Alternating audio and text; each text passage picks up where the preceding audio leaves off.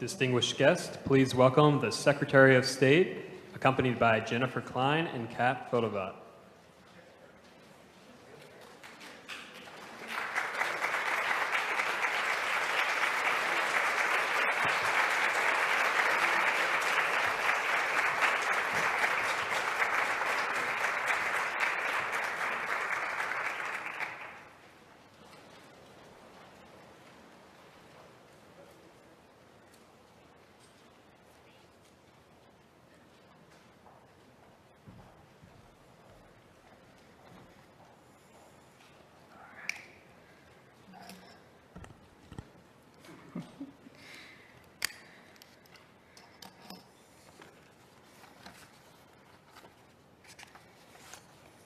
All right.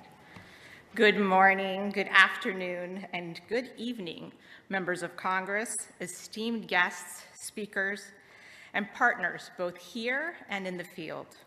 Watching online from all over the world, welcome. I am so delighted to be here with you all today in celebration of the critical work that the U.S. government and its partners are doing to advance women's economic security. My name is Kat Fotovat, and I'm the senior official and acting ambassador at large for the Office of Global Women's Issues here at the U.S. Department of State.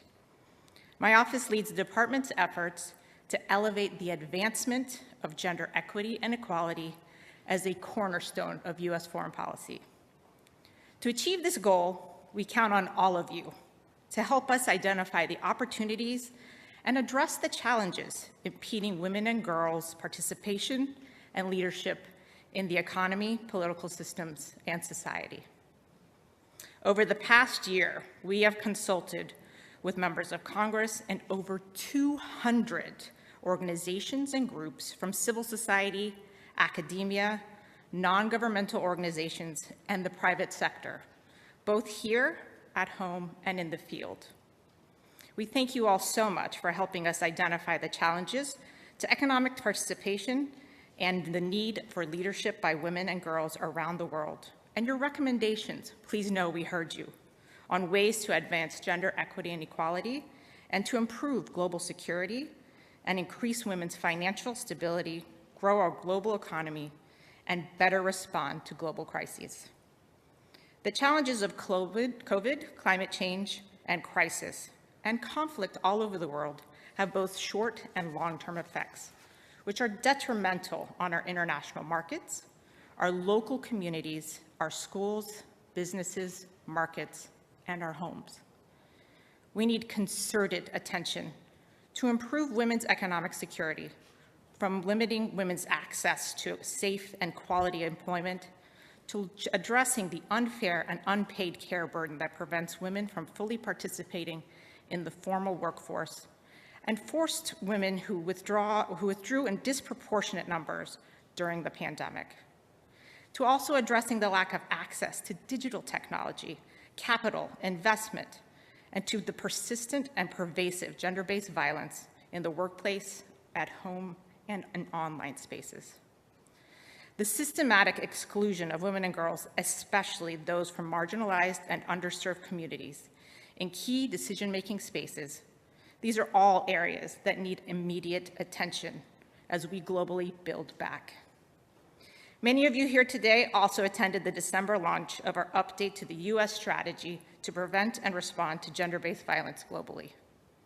We are so proud to be building a mutually reinforcing policy infrastructure as we work to implement the national strategy on gender equity and equality. With this first ever women's economic security strategy, we are committed to the strategic engagement and action to ensure the full economic participation, leadership, and contribution of women and girls in all their diversity. This will require diverse voices, tools, and ideas, some of which we've captured here, and some of which we will come from you in years to come as we implement this strategy. And thank you all so much in advance for stepping up and being a part of the solution. We are grateful to our many partners who are already doing tremendous work to advance women's economic security. For example, the OECD's partnership in expanding the quality and quantity of gender data related to gender digital divide, teleworking, taxes and benefits, parental leave, and other areas which are so important to making informed policy decisions and meaningfully support women's economic security. And now, I have the honor and privilege of welcoming Jennifer Klein, Assistant to the President and Director of the White House Gender Policy Council, which she has led since President Biden first established the Gender Policy Council by executive order in March of 2021. Director Klein is no stranger to the challenges outlined in this strategy, having worked on domestic and global gender policy throughout her career. And on a personal note, I am so grateful for her incredible leadership and championship of this strategy and so much of the work that my office does. Director Klein, welcome.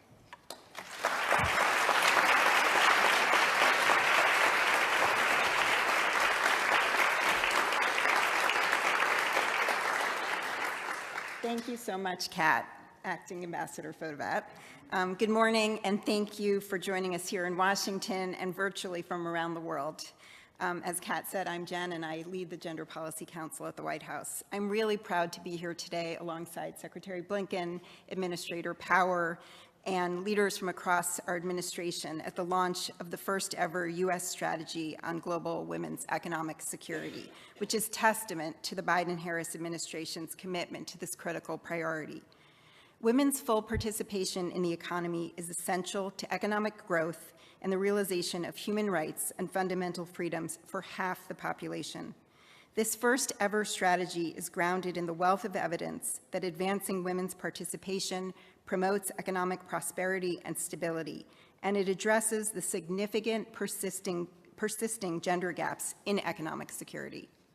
Studies show that closing gender gaps in the workforce would add between $12 and $28 trillion in global GDP over a decade. And expanding women's access to markets and finance fosters entrepreneurship and innovation, with estimates suggesting that gender parity in entrepreneurship could add between $5 to $6 trillion in net value to the global economy. Despite the clear evidence of the benefits of women's economic participation, too often social, legal, and financial barriers remain. We know that on average, women spend more than twice the amount of time than men do performing unpaid care work, and that the annual value of this work is approximately $11 trillion globally. We recognize that 2.4 billion working-age women still face legal obstacles to their full economic participation, and that dismantling these systemic barriers is necessary to unlocking economic gains. And as Kat has just said, we know that the global COVID-19 pandemic has had a disproportionate effect on women's employment, with devastating effects on their families, their communities, and economies. The strategy on global women's economic security that we're issuing today will advance women's economic participation as a key strategic objective of our domestic and foreign policy. The strategy lays out an ambitious agenda to advance women's economic security globally by reducing wage gaps, improving care infrastructure, promoting entrepreneurship and financial and digital inclusion, and dismantling legal, social, and cultural barriers to women's economic participation. And it calls for the partnership with other governments, NGOs, and local groups, multilateral organizations, and the private sector, among others. A critical example of our commitment to advancing women's economic security globally is our investment in the Gender Equity and Equality Action Fund, which the administration announced at the UN Generation Equality Forum in Paris. This fund is specifically dedicated to promoting economic security for women and girls by increasing their access to resources, services, and leadership opportunities, and by addressing the barriers that limit their ability to participate fully in the economy. The fund invests in local and civil society partners around the world, prioritizing programs that address the disproportionate impact of COVID, climate change, conflict, and crisis on women and girls. Through this fund, the U.S. government has supported vital projects across the globe that advance women's economic security, including investments in child care infrastructure in low and middle income countries, support for women's economic resilience in Afghanistan, promoting access to green jobs in Kenya and South Africa, strengthening regional networks for businesswomen in Eastern Europe, and supporting women's access to sustainable value chains in Latin America, to name just a few examples. Administrator Power and our USAID colleagues will share a bit more about this critical work in just a bit. The strategy we're launching today is the product of close collaboration among 12 U.S. departments and agencies, and was informed by consultations with over 200 civil society actors and external stakeholders from more than 30 countries. I'm grateful to all of you who gave your time and your expertise to this effort and are joining us today to recognize this first ever interagency policy. As we turn to the important work of implementing this new strategy, we'll continue to rely on collaboration within and outside of the U.S. government to achieve our shared vision for women's full and equitable participation in the global economy. I'd like now to turn to a critical partner and introduce a champion for global women's economic security, Secretary of State Antony Blinken. Thanks.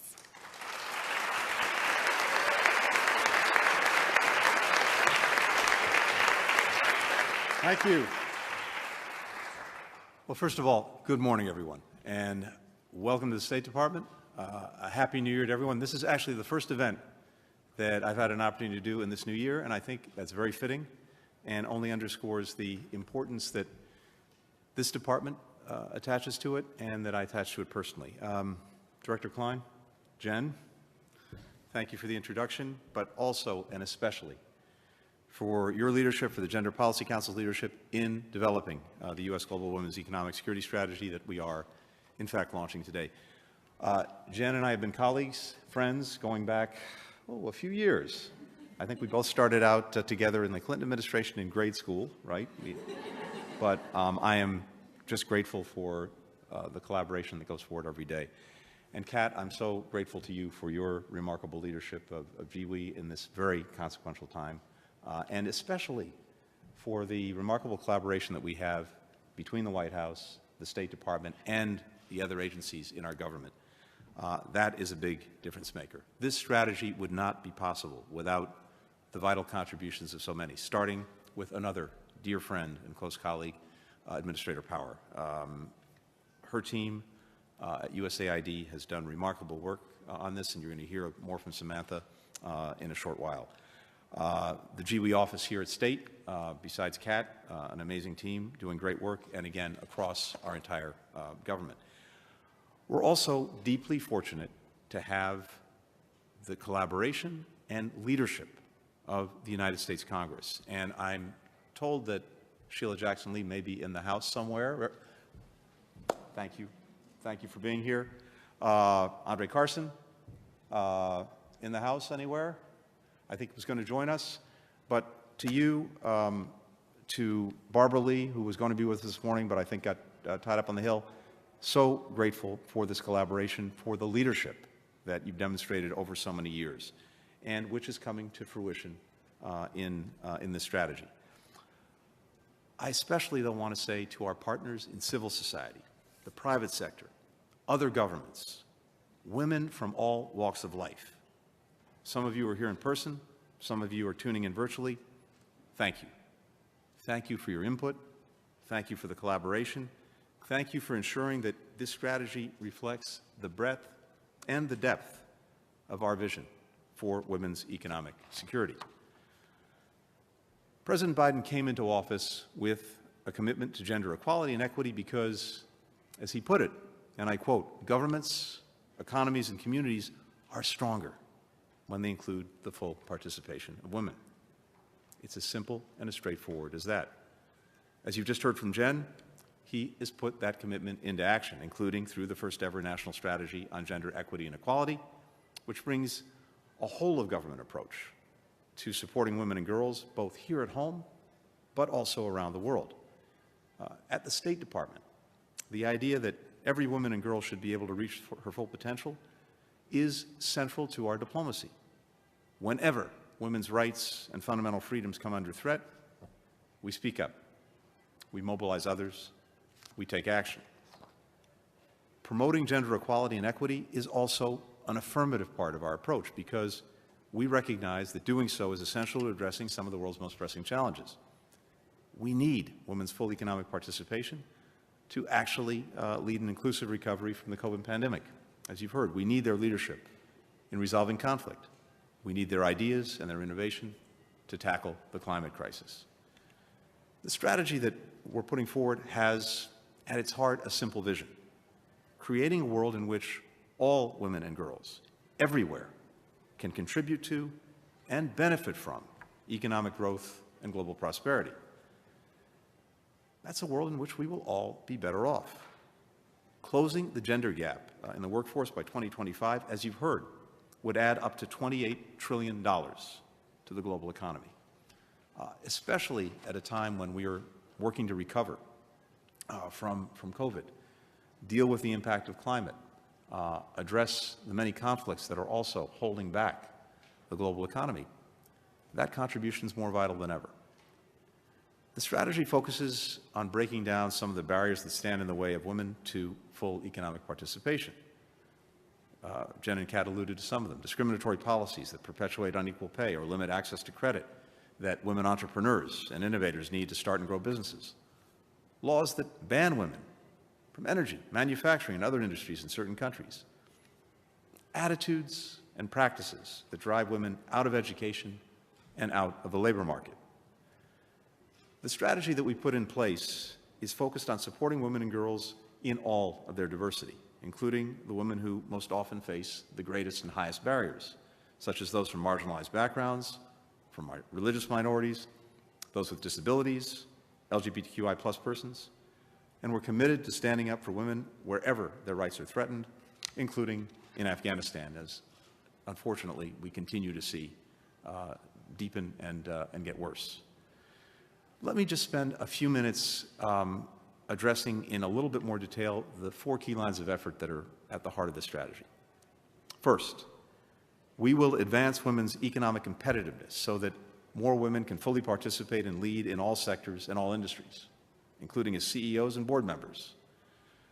One way we're helping to do that is through programs like We Champs, which will provide technical assistance and training to women's chambers of commerce and business associations in 18 countries across Europe to support women-owned small businesses. That's one practical example of how we will bring that first pillar of the strategy to life. Second, we will strengthen the foundational support, childcare, elder care, that allows women to participate equitably in the economy. As you know, as you've heard again this morning, COVID-19 forced millions of women around the world to withdraw from the workforce, to take on caregiving responsibilities for their families. So we will expand access to options so that caregivers, most of whom are women, can actually return to work. To do that, we're supporting programs like the World Bank's Invest in Child Care initiative, which will help improve access to quality, affordable child care in low and middle income countries around the world. Third, we will promote women's entrepreneurship by addressing some of the challenges that too often hold women back, including a lack of mentorship, and training opportunities. We're working to both create and also, as appropriate, replicate efforts like the U.S.-India Alliance for Women's Economic Empowerment. That connects the private sector and civil society to provide Indian women with technical skills and networking opportunities to help them grow their businesses. At the Alliance's launch, Google India committed to mentoring 1 million Indian women entrepreneurs. We're working with other partners to increase that number. That would have a remarkable impact. Finally, we will work with partners to help dismantle some of the societal, legal, and regulatory barriers that stand in the way of having a level playing field, like laws that make it more challenging for women to work in certain roles, limiting their career progression. Now, if you look at some of the work and studies that have been done, for example, the World Bank, women have equal legal economic standing with men in 12 countries around the world. 12 countries around the world, including through equal pay and legal protections in the workplace. So there's a huge amount of work to be done there, and looking at the glass half full as opposed to half empty, a tremendous amount of opportunity as we grow the number of countries that offer genuinely equal opportunity. We'll encourage countries to repeal discriminatory laws. We'll advocate for reforms to promote gender equality, in part by showing the opportunity posed by closing these gender gaps. Across each of these lines of effort, we will work in tandem with partners around the world. Indeed, we'll be working with all of you, because we need all hands on deck if we're actually going to make a difference, if we're going to build sustainable, long-lasting change. That includes, for our part, working with counterparts from other governments to develop their own domestic and global strategies for women's economic security. It includes applying the lessons from this work across the United States government as we build out action plans for each agency and each department to advance women's economic security. At the end of the day, if you sort of cut all of this away and go to the heart of what we're talking about, there's also something very simple and straightforward. Promoting women's economic security is the right thing to do, but it's also the smart and necessary thing to do. When everyone can contribute to their full potential, our economies are more prosperous, our societies are more full of opportunity, our nations are more peaceful, and everyone is better off. There too, it's as simple and as straightforward as that. There's a huge amount of work to be done to make this real, to take the strategy that we've now put in place and to implement it. That's going to take, as I said, all hands on deck. The work that so many of you have done to bring us to this moment when we have a strong strategy on paper has been absolutely essential. That's the good news. The bad news is we now have to get to work to make it real, and we're counting on all of you to help us do that. Thank you very, very much.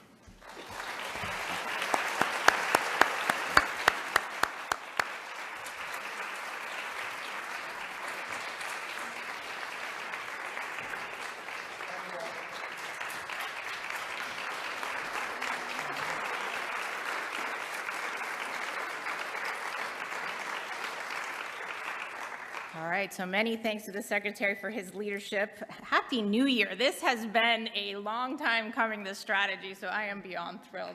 So great to see all of you today. We're going to have a 5-minute break right now, followed by remarks by USAID Administrator Power and the rest of today's program and panel discussion. So please be seated by 11:25. Thank you all again so much for being here.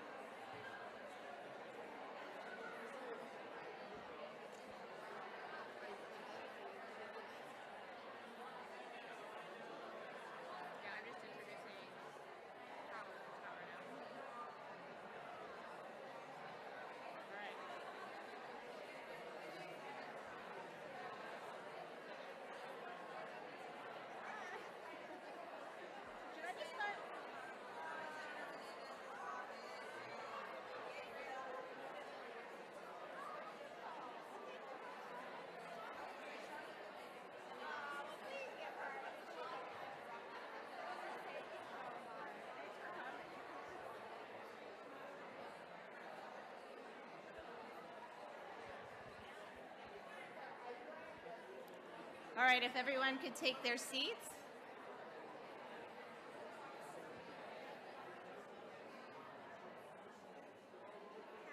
Yes, ma'am.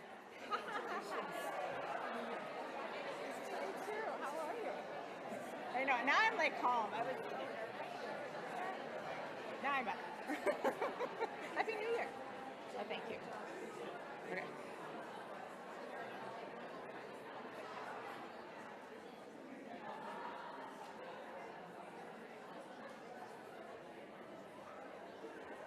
All right. Hi.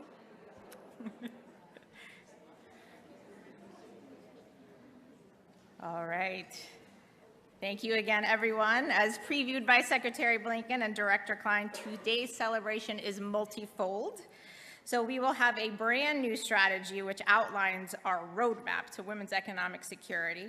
We are also super excited to discuss in detail our partnership between the Department of State and USAID.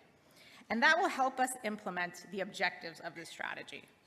So here to tell us more about all of the critical work USAID is undertaking to advance global women's economic security, I'm deeply pleased and honored to welcome Administrator Samantha Power to the stage.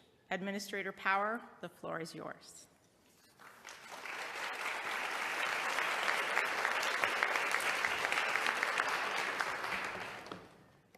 Thank you so much, Kat. Thank you for your incredible leadership of such an important part, not only of the State Department, but of the entire U.S. government's approach to promoting women's rights, women's empowerment of all kinds. So I generally make fairly ambitious New Year's resolutions that I don't keep. But I don't know that I've ever made a New Year's resolution as ambitious as end the economic oppression of women globally. But that is what we are here to resolve to do. So I think we're all on board with that as our objective, and I can count on the individuals in this room to do everything in their power to stick with this of all New Year's resolutions. I'm really grateful every day to get to work with Secretary Blinken and Director Klein. Both have done so much to spearhead work in this area.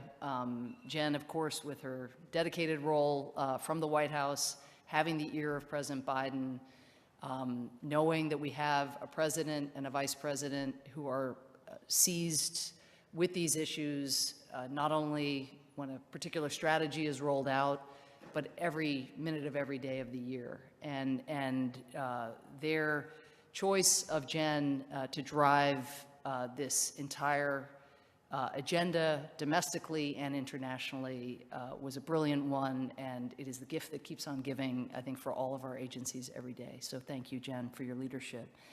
And then I, of course, must thank Jamila Biggio and the team in our Gender Equality and Women's Empowerment Hub that have helped shape this important strategy.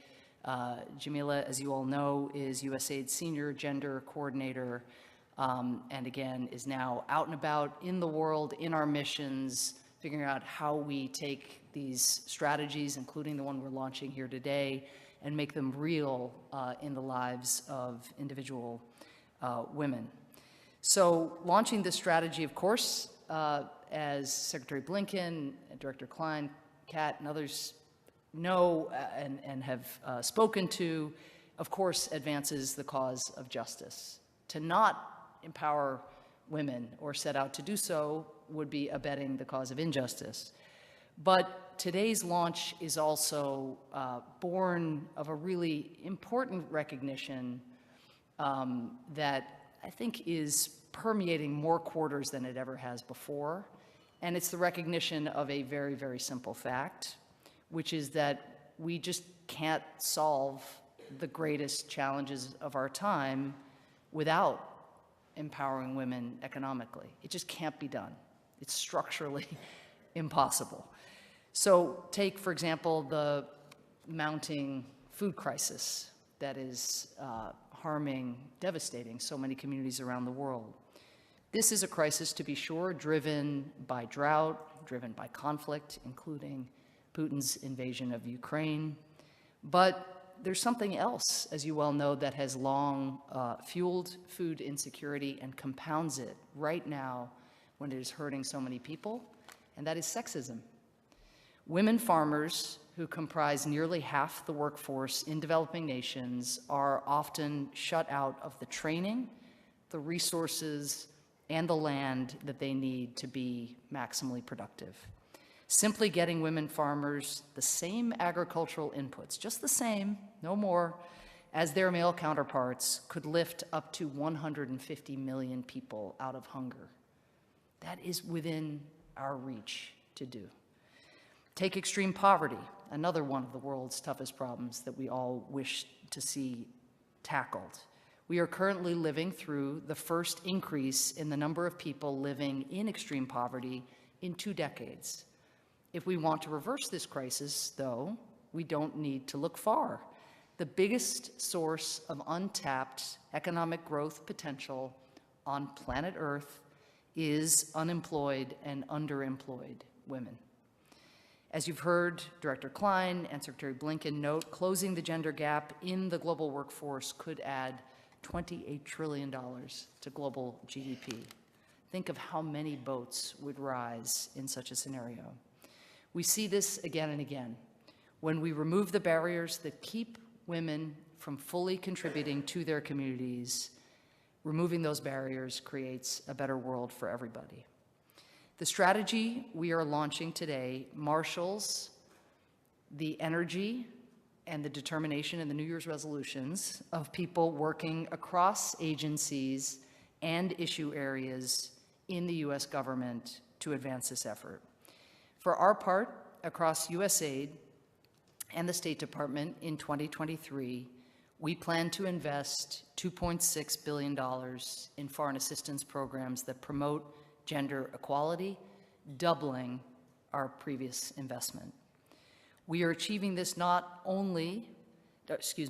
by cutting back on things like climate resilience or economic growth funding, but by investing in gender equality as a means of furthering these goals. Our flagship investment in this effort, that you've already heard much talked about, is our Gender Equity and Equality Action, or GEA, fund, which is starting with $300 million. We are excited to roll out this fund today. You'll be hearing more in the coming sessions about the initiatives that this new fund is going to support, but let me start by sharing just one.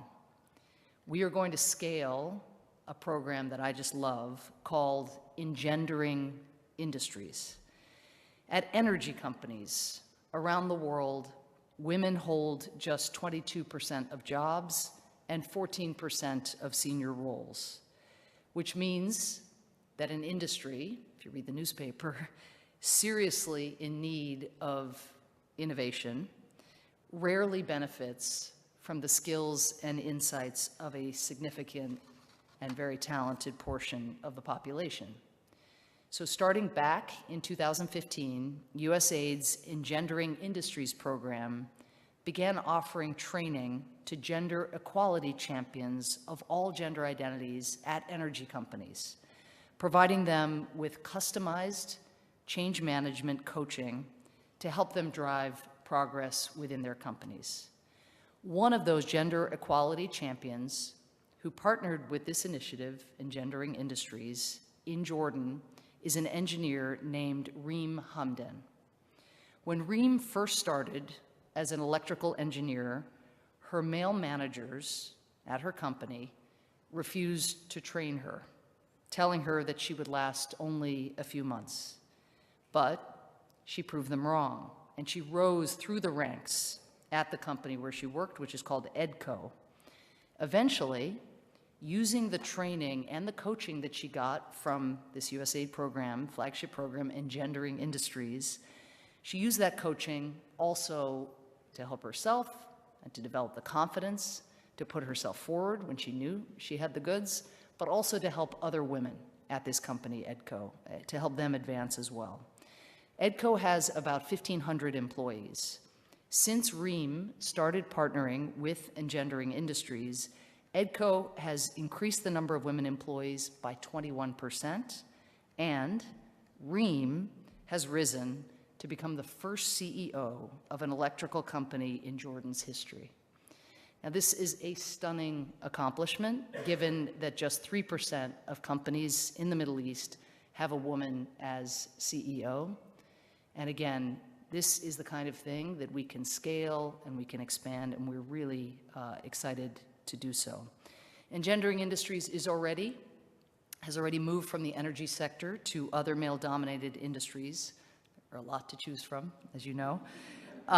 Through the GIA Fund, we are going to expand Engendering Industries and programs like it to promote gender equality in business worldwide, everywhere from agribusiness to information technology.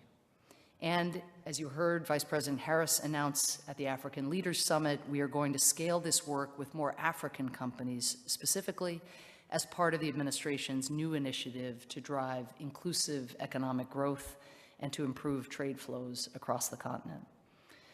So when something is working, and we have proof of concept, we know it is working, it is a really good idea, generally speaking, to expand its reach. And if we are to succeed in advancing the rights and prosperity of women globally, and if we are to succeed in tackling the toughest challenges of our time, we need to do just that. And this is what this day represents, and this is just one example of the kind of work that is going to get scaled thanks to the efforts of all of you. Thank you so much.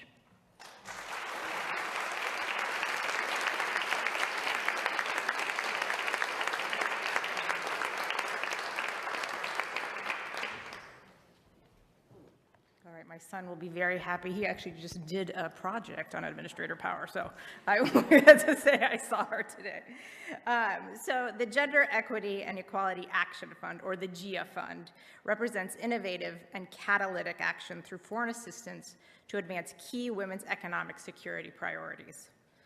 And I am now so pleased and honored to introduce you to Senior Coordinator for Gender Equality and Women's Empowerment in the Office of the Administrator for U.S. Agency for International Development, Jamila Biggio, one of my great friends and great partners. Jamila, please, the floor is yours.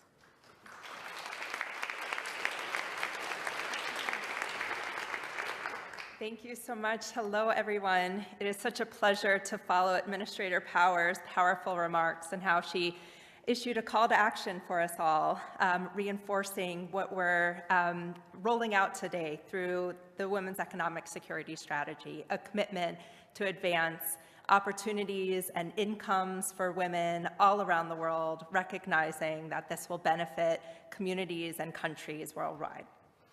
And as part of this, as you've heard, we're thrilled to roll out our GIA Fund. So I'll start off by sharing a little bit more about the GIA Fund and then invite to the stage our panelists, who are all implementing GIA activities, to discuss how their efforts are accelerating progress for women's economic security. The U.S. government has a long-standing bipartisan commitment to advancing women's economic empowerment across administrations and with congressional support. We have built on this long history of investments and lessons learned to inform the priorities and principles of the Gender Equity and Equality Action Fund.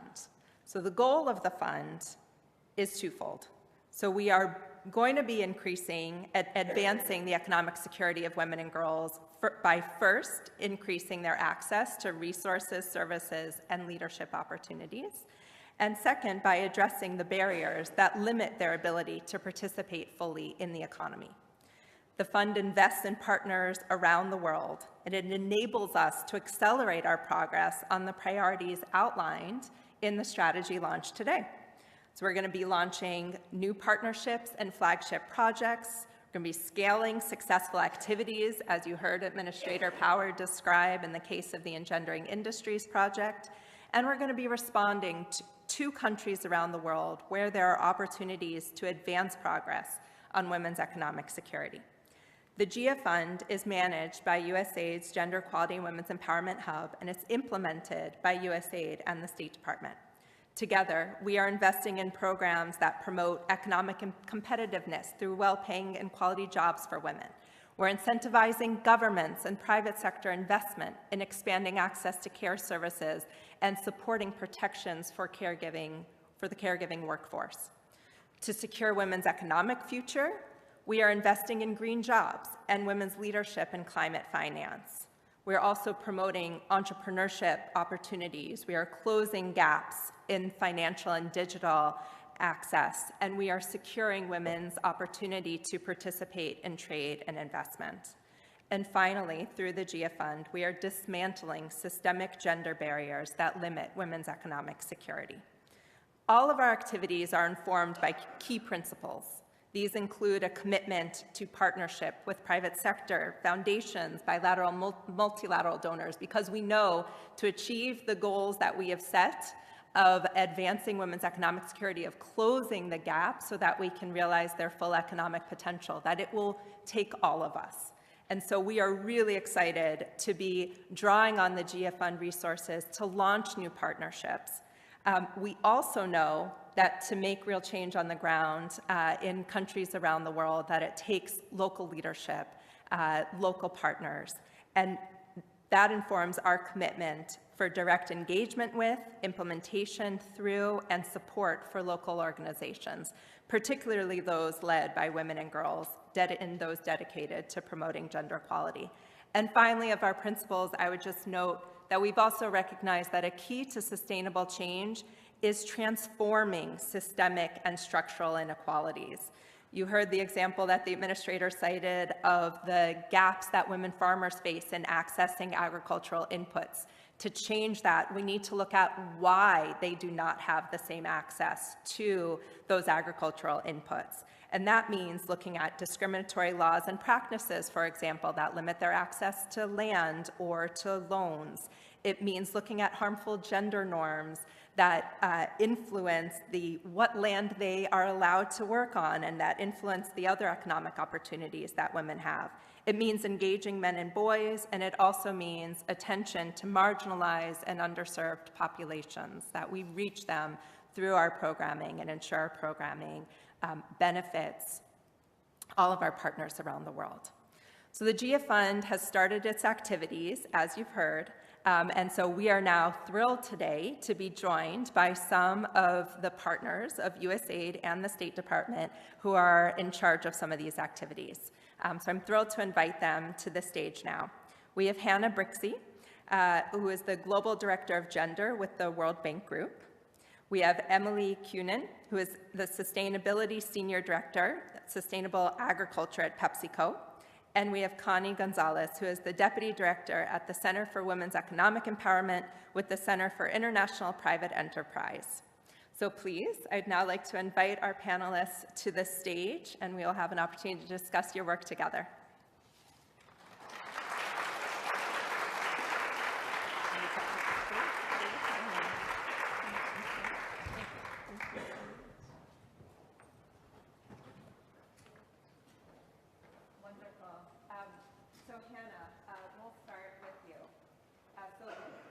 And the work of the World Bank. So COVID-19 highlighted for us all the economic imperative of investing in the care economy. USAID has been thrilled to join the World Bank and other governments and foundations in launching the Invest in Childcare initiative, which is an initiative meant to boost access to childcare services. So please, we'd love to hear more from you about how this initiative is accelerating progress in building access to childcare around the world, and how can partners who are committed to accelerating and investing in childcare draw on the lessons of the World Bank's work in this space? Thank you. Thank you so much, Jamil, and congratulations on GIA. At the World Bank, we are truly delighted to have this partnership with GIA and partner on the Invest in Childcare initiative. Childcare is a game changer for women's economic empowerment and for gender equality. In fact, childcare delivers multiple benefits and impact in development context, in low and middle income countries in particular.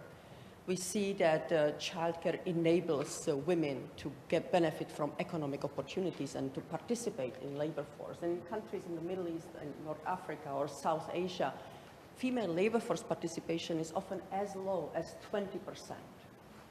And childcare has been shown through evidence as a key barrier to women's participation in labor force. Second, based on our analysis, we see that expanding quality and affordable childcare can generate jobs, good quality jobs that are attractive to women.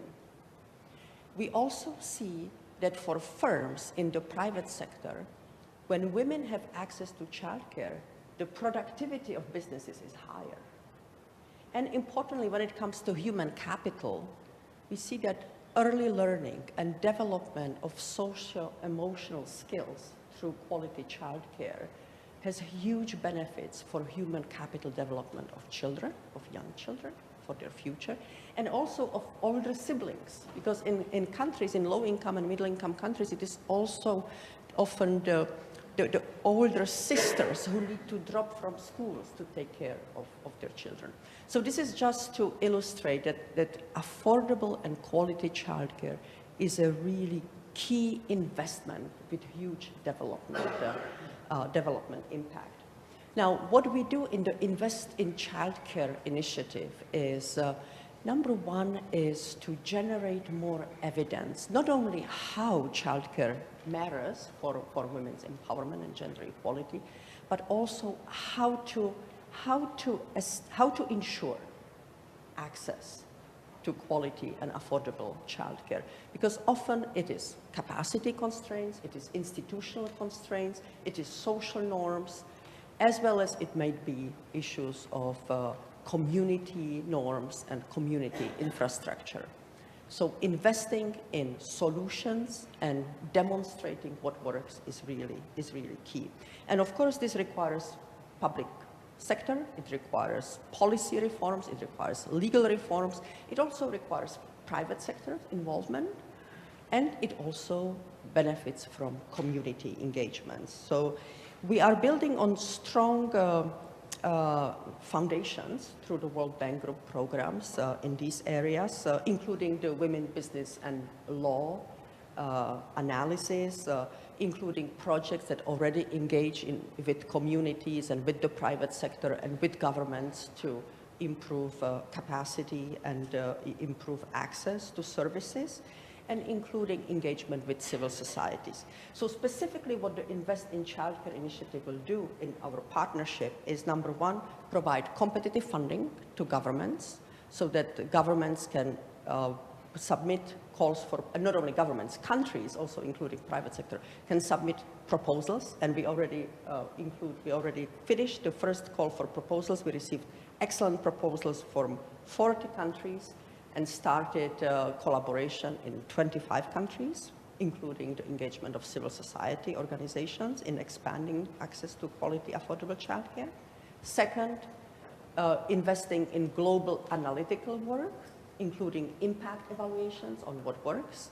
So we are now planning 15 impact evaluations and engagements with governments and statistical offices to improve access also to data and better understanding of what the barriers are in access to childcare. Third, integrating childcare across World Bank Group operations and activities. And fourth, providing matching funds up to 10 million per country through World Bank Group investments. And this will further incentivize governments also to invest more in childcare. Now, in terms of results that we expect from our partnerships, we expect to see in countries improved policies. We expect to see expanded programs with quality that is measured, and we expect to see improvements in quality and access at scale in at least 30 countries. We also expect more data and impact evaluations to be available to countries across regions and globally to inspire countries to further action. And we also expect greater investment by the private sector. Now, let me just conclude also to congratulate you on the U.S. global women's economic security strategy. At the World Bank Group, we are now launching the development of our World Bank Group gender strategy update. This is an opportunity to engage, to consult with stakeholders, with partners around the globe. We expect that we would put a lot of emphasis on further improvements in gender equality when it comes to building and protecting human capital, when it comes to jobs, when it comes to assets, ownership and control, and also when it comes to leadership, voice, and agency.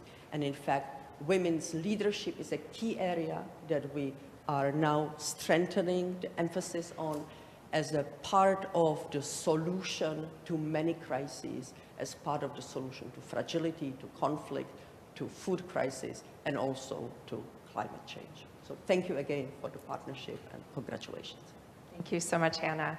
And we've been thrilled. This is an example of a partnership that together we've mobilized over $180 million towards the goal of investing in childcare around the world, with a commitment by USAID of investing $50 million over 5 years, subject to the availability of those funds. But it's a real commitment where we see bilateral governments, foundations, and others come around the table and say, let us together join our resources and our commitment to drive progress on an issue that the pandemic spotlighted for us all is truly an economic imperative.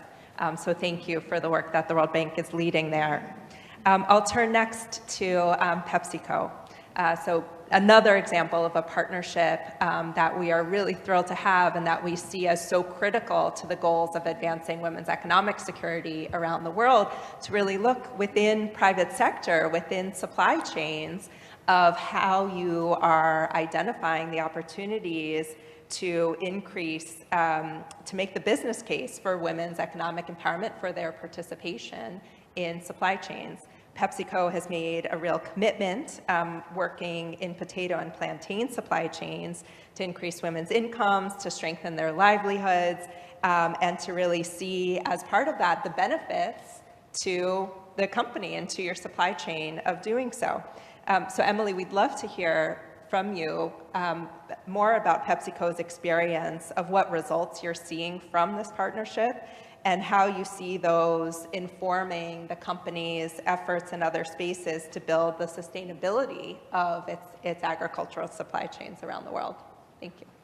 Yeah, absolutely. Thank you for having me, and congratulations as well.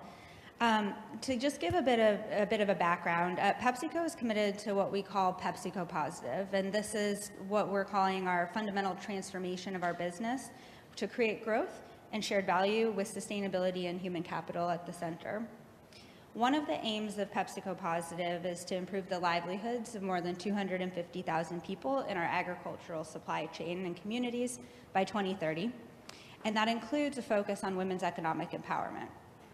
So our work with USAID that you mentioned on women's empowerment is really a great example of how we bring that PepsiCo Positive work to life.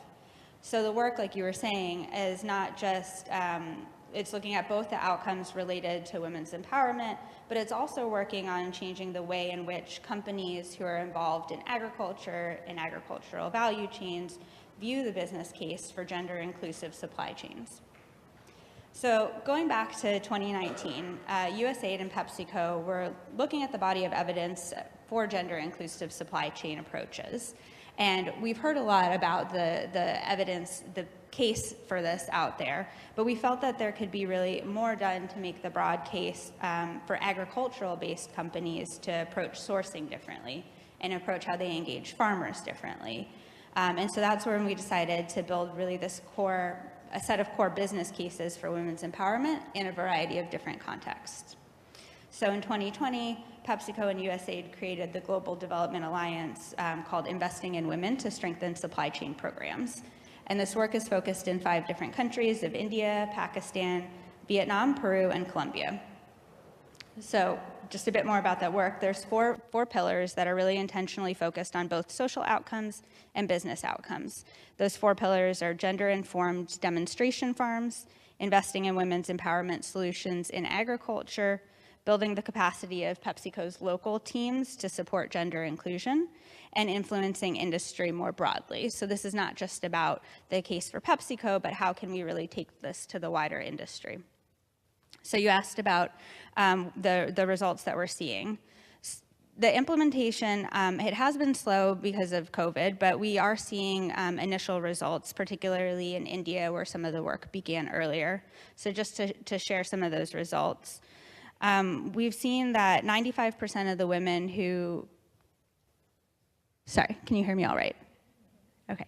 95% of the women involved in the program improved their confidence as farmers. 74% improved their access to productive resources like land, tools, and equipment, which we heard about how important that is. 84% improved their ability to participate in decisions about farming and household income.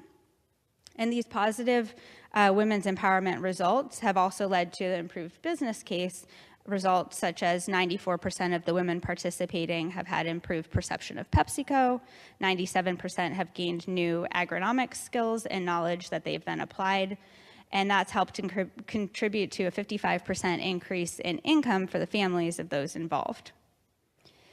Now, I mentioned that the work is underway in other countries as well, and so just to share some examples of the type of work that's ongoing, it includes technology provision and training for women as leads in innovation.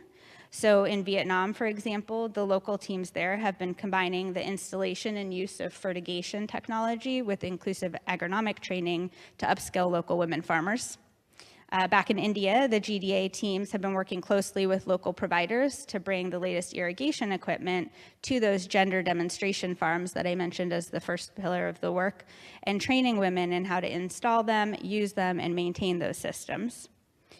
Another example of the type of activity is ensuring that women have access to basic agronomic training for the tasks that they choose to perform in agriculture. So an example there is in Pakistan, where for the first time, women farm workers are receiving inclusive agronomic training and enabling them to lead on key aspects of sowing, planting, and harvesting processes. So together, the partners in this program are really looking to provide and develop those evidence-based models of how new on-farm approaches, data and insights really make the practical and compelling business case for companies to scale their investments in women's economic empowerment within the agriculture value chain. Wonderful. Thank you so much, Emily, and thank you for PepsiCo's work. We're so grateful for that partnership as part of the example of a commitment we've made through the strategy, through the GIA funds, that to reach our goals on women's economic security, we need the private sector. We need the private sector to increase those opportunities for women around the world to fully participate. So grateful for all the work that PepsiCo and you are doing towards that goal. Connie, turning to you, you are looking at another aspect of the private sector and women's involvement through women's chambers of commerce and business associations, which provide a critical platform to organize and support women entrepreneurs, to advocate on their behalf. And your organization, the Center for International Private Enterprise, is building on that system. You're networking women's chambers of commerce and business associations so that they can do more to help address the barriers that women entrepreneurs face. Secretary Blinken highlighted the example of that program in his remarks. So really thrilled to have the opportunity to hear from you about what priorities do women entrepreneurs find? What are you finding that women's chambers of commerce today are highlighting where we need to focus? Yeah, thank you so much for the question and also the invitation to be here today. One of the reasons why we're so excited to be here for the launch of the Women's Economic Security Strategy is precisely because the priorities that we hear from our Women's Business Association partners closely mirror those lines of efforts that have been set forth in the GIA Fund, the Women's Economic Security Strategy, and the 2022 Strategy to Prevent and Respond to Gender-Based Violence, which was launched by the State Department last month. The Center for International Private Enterprise, or CIPE, where I work, is partnering with the State Department in 18 countries in Central and Eastern Europe to connect women business associations through networking, training, and advocacy. And this project called We Champs has the end goal to improve women's economic security. One of our partner organizations is working in eastern Slovakia near the border of Ukraine. And it's a great example, their programming is a great example of how addressing a wide range of barriers can really lead to greater success.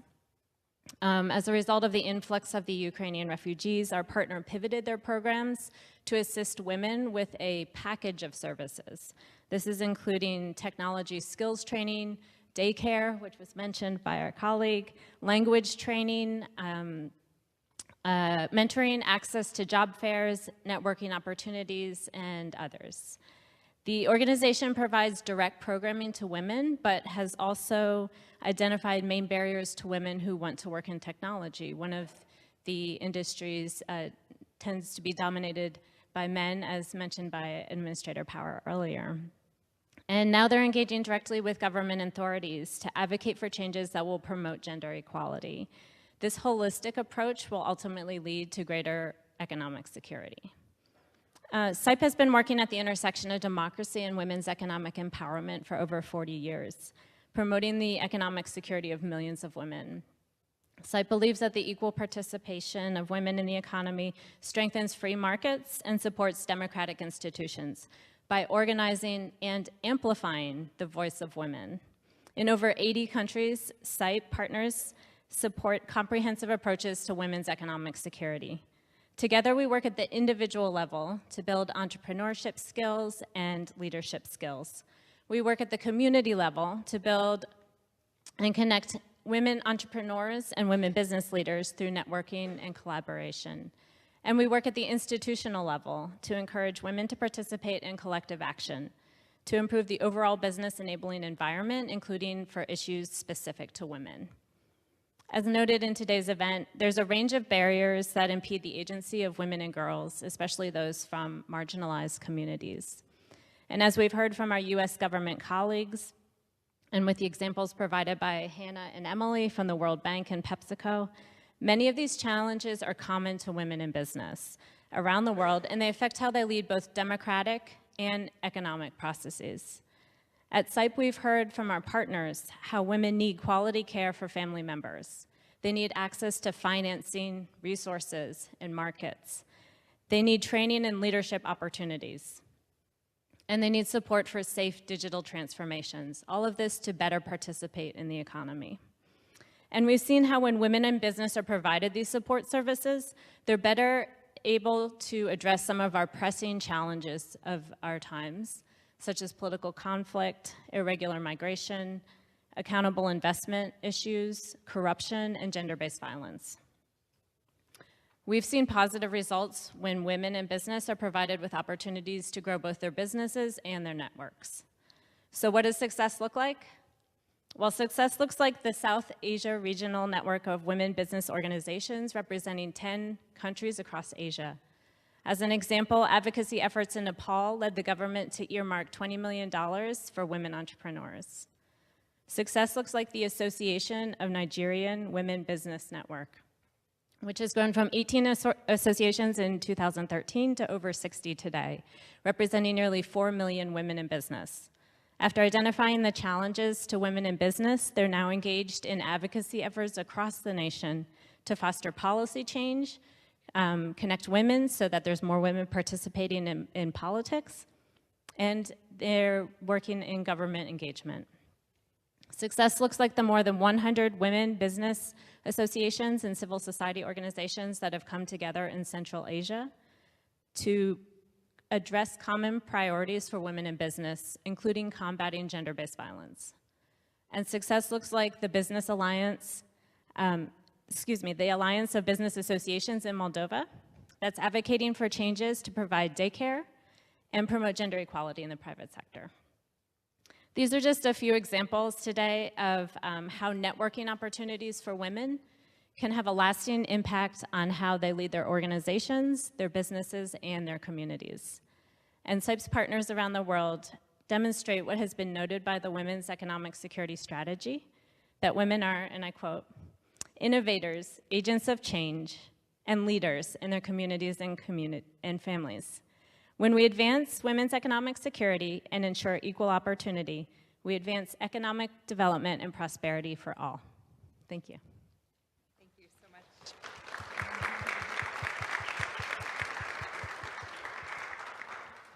Thank you so much, Connie. It's so inspiring to hear the examples of what women are accomplishing through the collective action that you are talking about and the importance of investing and supporting in that platform. I just want to thank again our panelists, our partners in the GIA Fund. As you heard, the GIA Fund is starting with $300 million, including $100 million each year in FY21 and FY22 direct resources, and another $100 million that our operating units, our missions and bureaus are attributing to the fund through the work they're doing on women's economic security. So we are really excited to see what more we can do to achieve the kinds of impacts that you've heard from today's panelists. Thank you. And I will now turn the floor back to Kat Fodevat to introduce the next panel.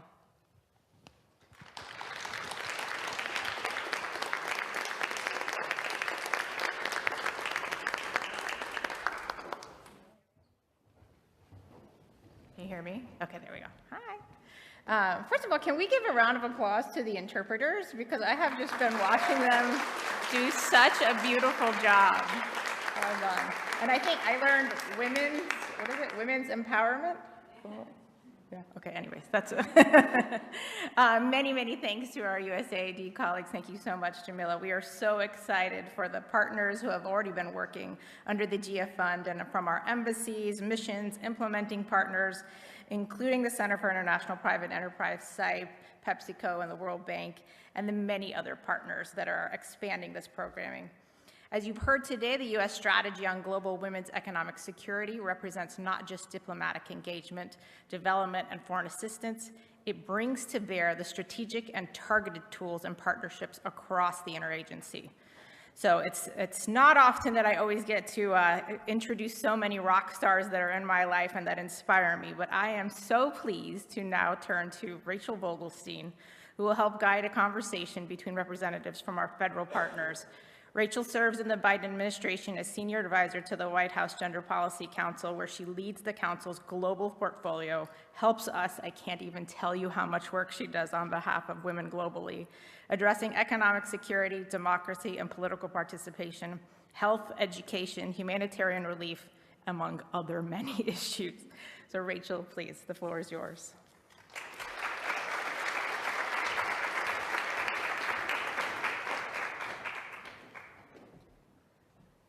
Thank you, Kat, for your partnership and that kind introduction. Good afternoon, everyone. It's great to be with all of you. As Kat said, my name is Rachel Vogelstein.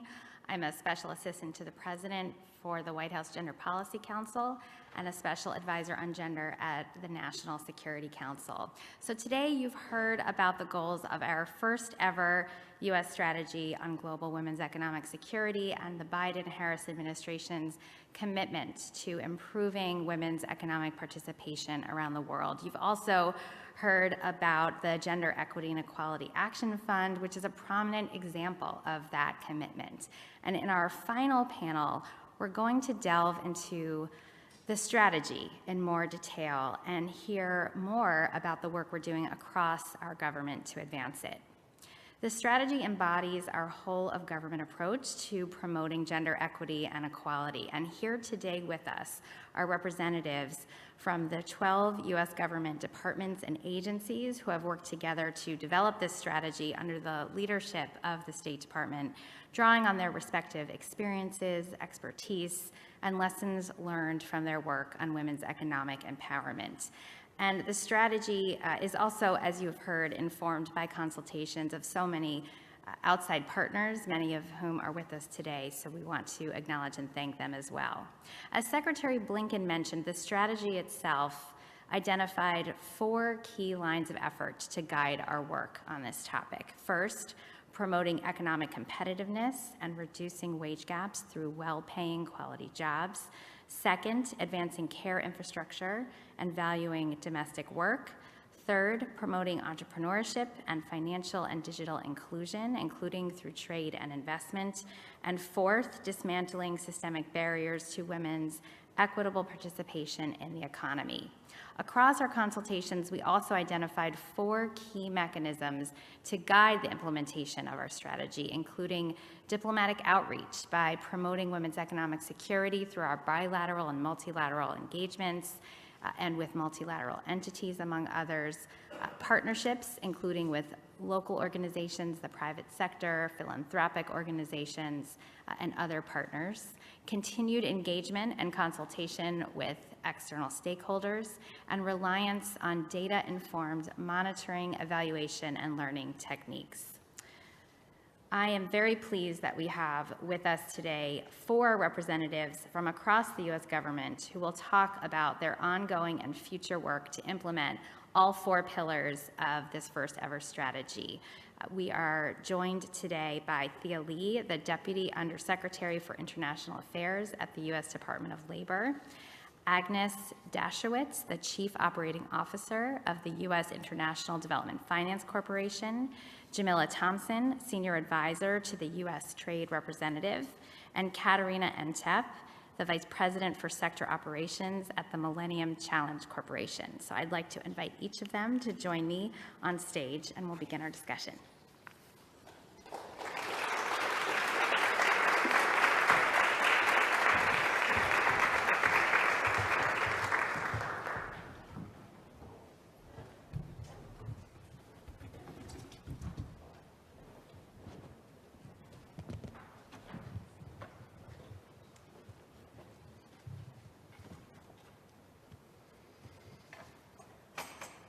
So I want to begin by talking about our first line of effort, the first pillar of our strategy. And to do that, Thea, I'd like to start with you.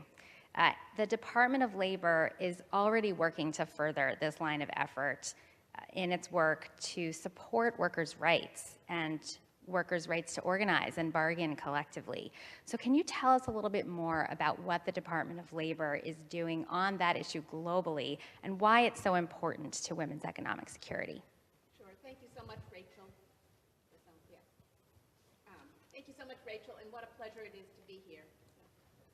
There we go. Thank you, Rachel.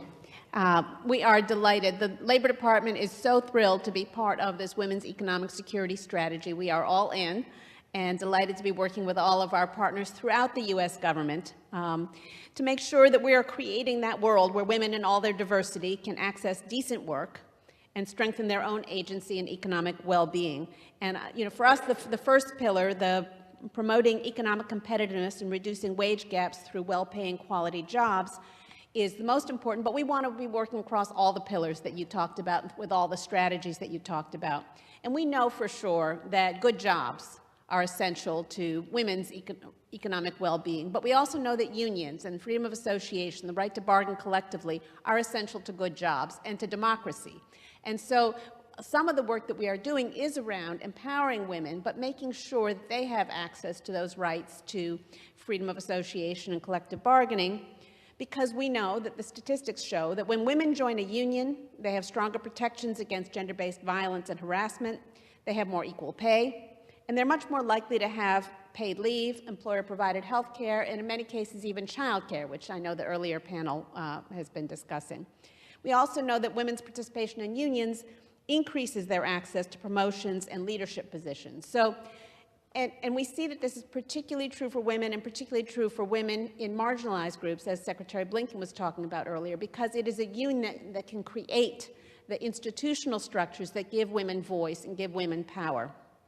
But we also know that women face enormous barriers, as do most workers, to trying to exercise those rights of freedom of association and collective bargaining. And that's why we're very excited about our new project, the Multilateral Partnership on Organizing Worker Empowerment and Rights, the M-Power Initiative, that is bringing together within the U.S. government, Labor Department, the State Department, and USAID, but also with other governments. We've just been joined by the governments of Germany, Canada, Spain, South Africa, Argentina, and did I say Canada, as well as unions, civil society organizations, and philanthropy around the world. So this is all about lifting up freedom of association and collective bargaining, and we are looking to amplify and scale up the strategies that we know are working, the effective strategies to protect and advance women's rights in the world of work. And we have one example that I wanted to talk about in Lesotho. There's a campaign to address gender-based violence and harassment, which is led by unions, women's rights organizations, the Solidarity Center, and the Worker Rights Consortium. And that initiative has resulted in 2 negotiated and enforceable agreements. And I think this is a good example of the kind of work that we want to do more of, that we want to cooperate on. These agreements cover 10,000 garment workers, and they require the factory owners to mandate education and awareness trainings for all employees and all managers. It mandates an independent reporting and monitoring system, and there are remedies for abusive behavior. This is unique, this program, in that it is binding and worker-led, and it will empower the Lesotho unions, human rights, women's rights groups to effectively address gender-based violence and harassment.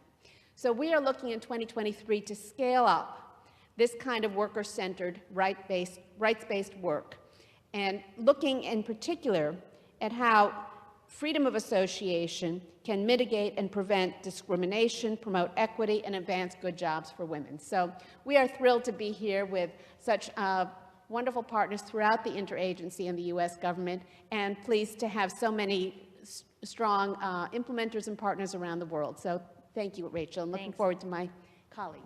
Thanks, Thea. It's great to hear more about how the Department of Labor, through its work to support workers' rights, is advancing that first pillar of our strategy focused on access to good-paying jobs for women. So I want to move on to the second pillar of our strategy, advancing care infrastructure and valuing domestic work, which is an issue, as you've heard, that we've prioritized through the President's Global Infrastructure Initiative and through the GIA Fund that was just mentioned. Agnes, I'd like to turn to you to talk more about this and the efforts that you're leading at the Development Finance Corporation. How does DFC address care infrastructure through its partnerships, and how does that work advance DFC's commitment to women's economic security? Thank you very much, Rachel, and thank you so much for including us in this conversation, and congratulations on an amazing strategy. Very, very important. So for those of you who may not be familiar with the U.S. Development Finance Corporation, we are America's development finance organization.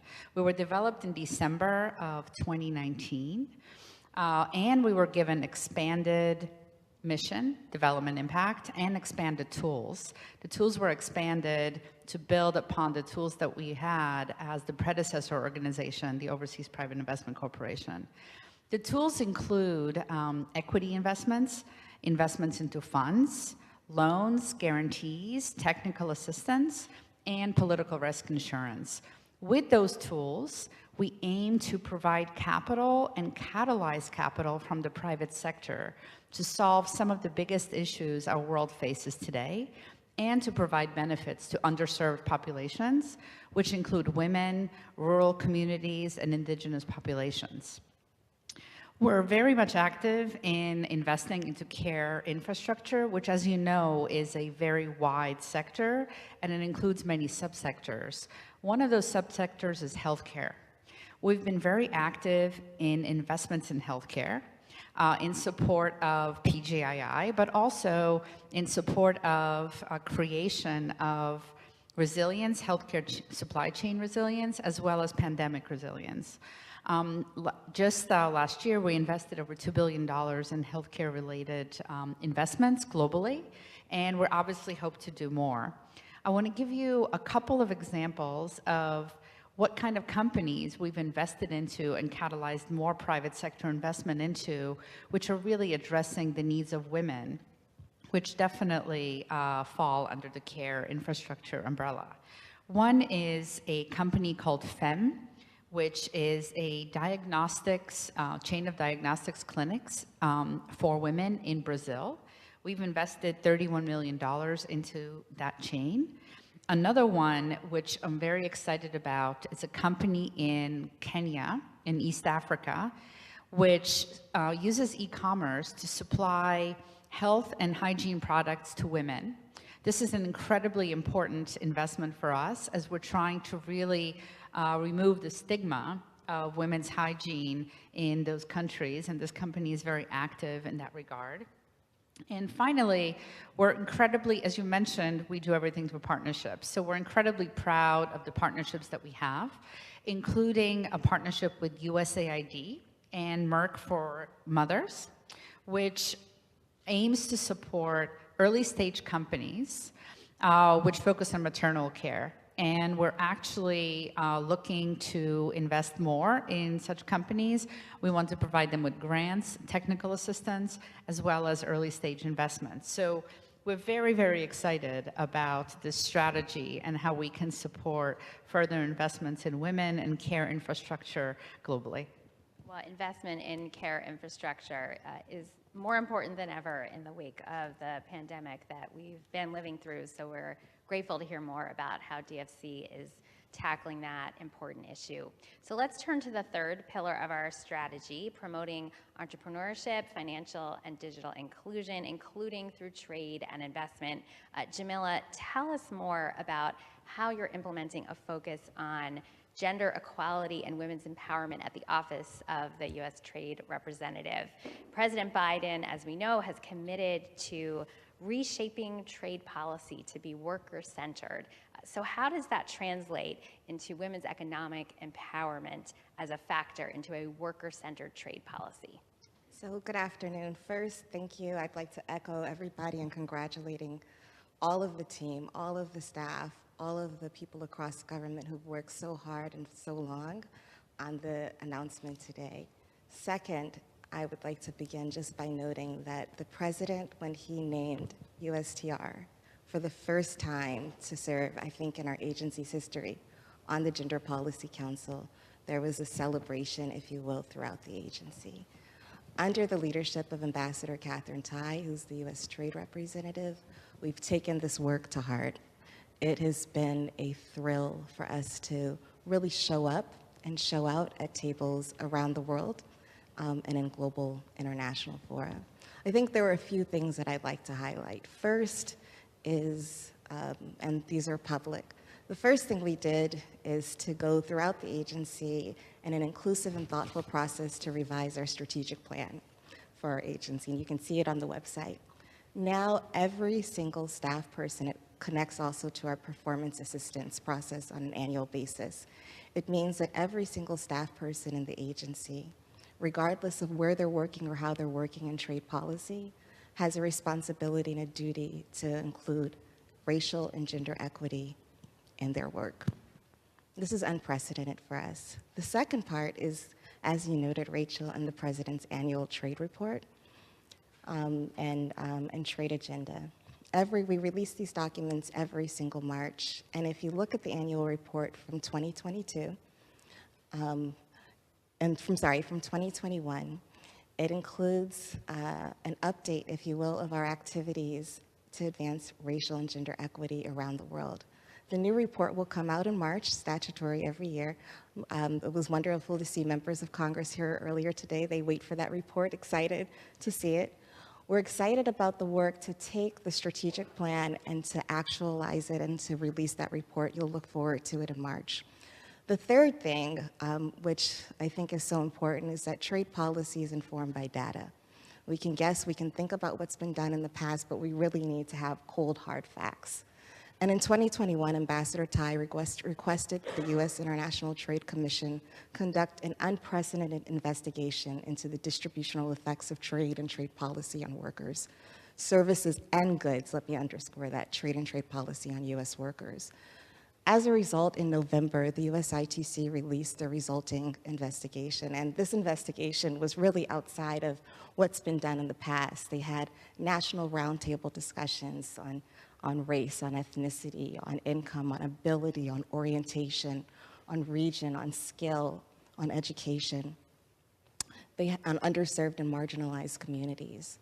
They had an academic symposium, conducted a literature review, held a open public comment period, and released this catalog, if you will, in November. And the nerd in me kind of wonks out, if you will, because of looking at what people heard, what we heard from women workers, from laborers, from organized, from entrepreneurs, from farmers, from those who were in the service industry.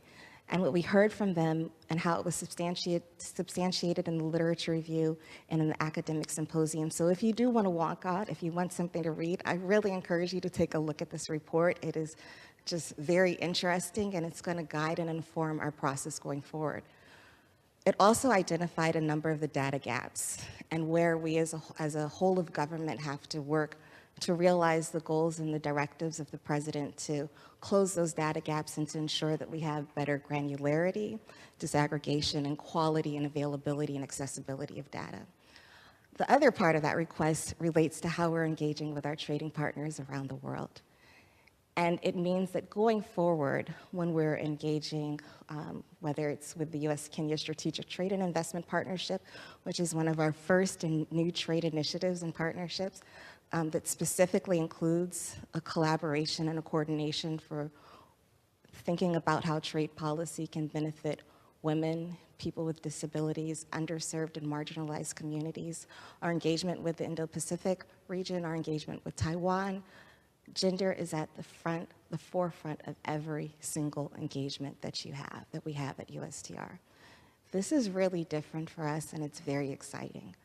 But the second part of that investigation means that we're also in the advice that we get back on the probable actions before we do something.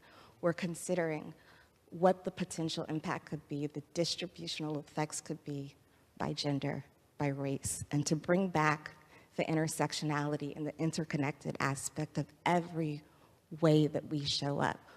What we hear from our trading partners is that when women thrive, we all thrive. And it takes me back to when I was an undergraduate student where it was drilled into my head that women are the bearers, the transmitters, the repositories of culture. When women are safe and secure and self-sufficient, we are all safe, secure, and self-sufficient. And as indicated and shown by the African Leaders Summit that the president hosted just last month, it feels like a while ago, it was just a few weeks ago for those of us who were in it. All of our partners showed up and they were having the same conversation about women and youth and what their economic prospects would be. Ambassador Tai had an event at Howard University on women in the African diaspora, and she read through the African Union's Agenda 2063 agenda. It could have been our national strategy because the affirmations were so closely aligned. So we're having these conversations in the United States. USTR is proud and excited to show up to the table. We're appreciative of our teams who volunteer to advance gender equity and to really think about how we can innovate in this space. And if there's one thing I would leave, Rachel, it's that our doors are open for everybody. We need ideas. It's exciting to innovate, but it's hard. It takes thought, it takes work, it takes research, it takes information, it takes new ideas, fresh ideas, and diverse perspectives. And so, USTR, I know that there's a pandemic, but our doors are open and we welcome the ideas and the creativity and the experience of so many of you who are in the room and who are tuning in virtually. Thank you. Thank you for talking more to us about this focus on gender and racial equity through the work that USTR is leading on trade and investment with partners from around the world. So I'm going to turn us to our fourth pillar of our strategy, which is focused on dismantling systemic barriers to women's equitable participation in the economy. And Katerina, ask you, knowing that you're addressing these barriers through the work that you're doing at the Millennium Challenge Corporation. So tell us more about how MCC tackles obstacles to women's economic security through its country compacts. Thanks, Rachel. And we too are thrilled to be here for the launch today. This is a culmination of so much work by the interagency, and so we're thrilled to be here. MCC certainly shares the strategy's goal of dismantling economic barriers to ensure women's full and meaningful participation in the economy and create a level playing field where girls and women can succeed. Our approach is that we integrate gender and inclusion considerations throughout the program life cycle, from early country analysis to program design. And in our program design, we consult with a wide range of stakeholders working with our partner countries. And our investments range from, say, $30 million for our threshold programs up to like $800 million for some of our compact programs. And whatever the sector that we identify, whether it's agriculture or roads or water and sanitation, we always look at what the gender inequalities in those sectors are and how we can help to correct those. And we also, it's a condition of the program that there's a social and gender integration plan, which is kind of a roadmap for the program of how, what are the gender inequalities that we're going to address, and then what are the steps we're going to take and the milestones that we're going to meet in order to address those. And I'll just give one country example.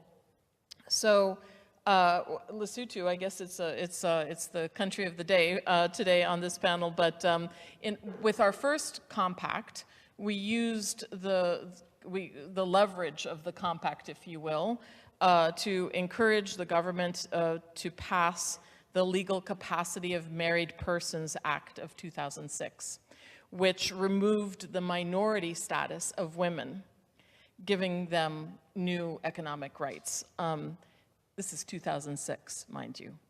And now we're engaged in a second compact in Lesotho, where we're going to be investing heavily in irrigated agriculture for horticulture. And so the agriculture sector is an area of great opportunity for both women's land ownership and business ownership, but also agricultural jobs.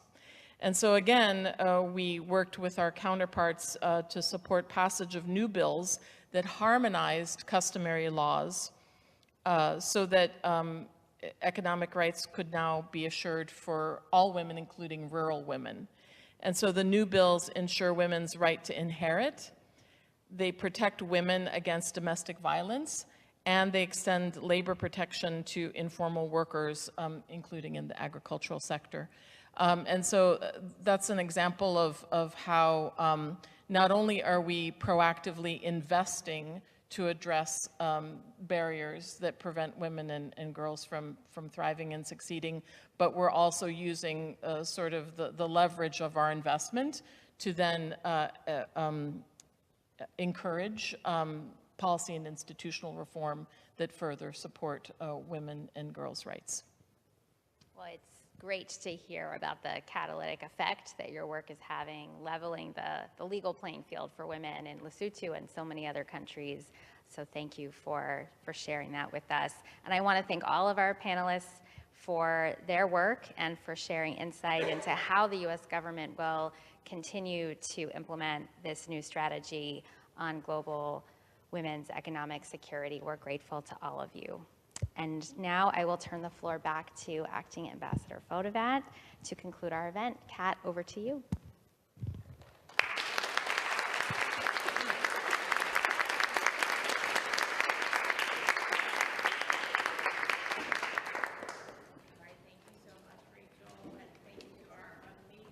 Agency partners, you all hear me?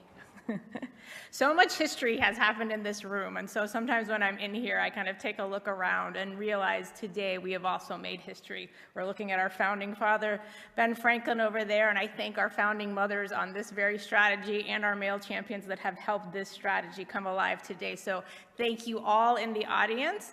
I also want to take a special moment to thank our SGV colleagues. The Office of Global Women's Issues and all those who work on women's issues around the department really put their heart and soul into so much work every single day. And it really has made just such an impact globally. So could I ask my SGV colleagues to stand and get a round of applause today?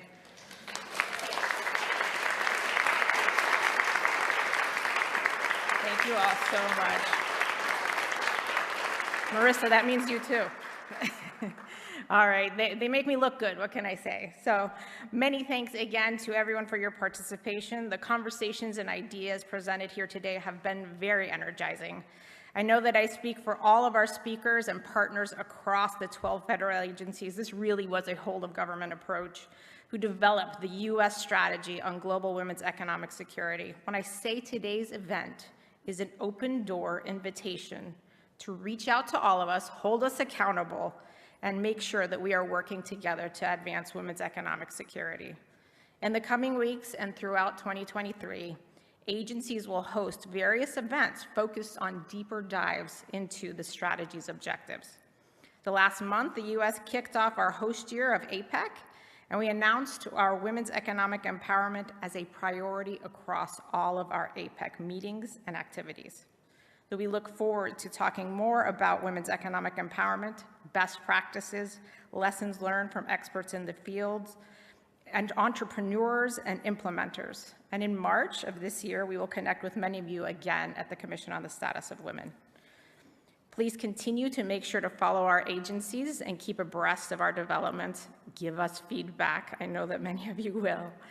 And we look forward to implementing this new strategy in partnership with you, making more history together. And I wish you all a wonderful start of your new year and the rest of this week. Thank you so much for joining us.